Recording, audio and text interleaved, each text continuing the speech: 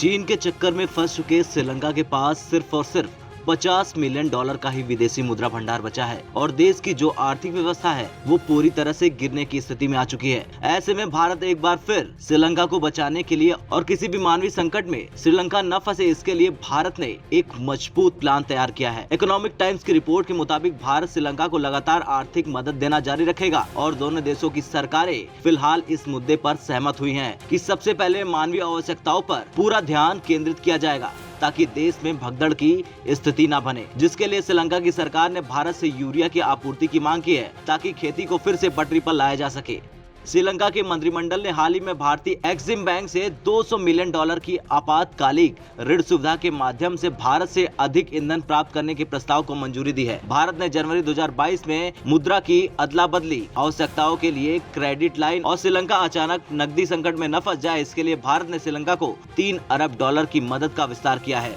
बता दें श्रीलंका में खाने पीने का सामान, दूध, गैस, केरोसिन तेल और दवाओं जैसी जरूरी चीजों की कीमतें आसमान छू रही हैं। लोगों के घरों में बिजली नहीं पहुंच पा रही। पेट्रोल डीजल के लिए लोगों में होड़ लगी है। मारामारी के हालत ऐसे हैं कि पेट्रोल पंपों पर सेना को तैनात करना पड़ गया।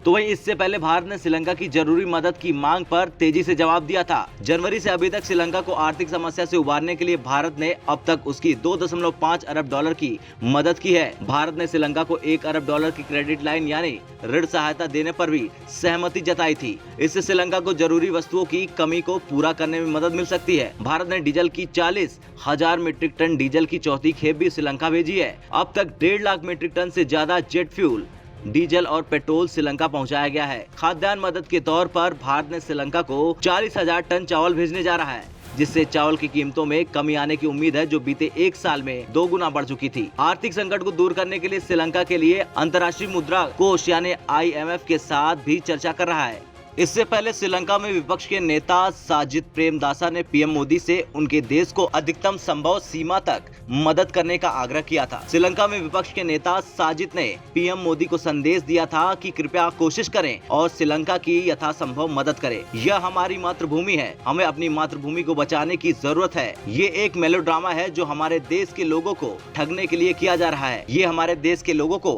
किसी प्रकार की राहत देने की दिशा में कोई वास्तविक प्रयास नहीं है। ये लोगों को बेवकूफ बनाने की कवायद है। श्रीलंका एक अग्रणी ठोस बदलाव चाहता है जो उसके लोगों को राहत दे, न कि राजनेताओं को राहत दे। राजनीति संगीत में कुर्सियों का गेम नहीं है।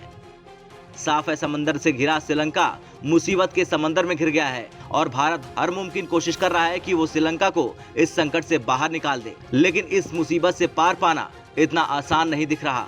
ब्यूरो रिपोर्ट, भारत तक।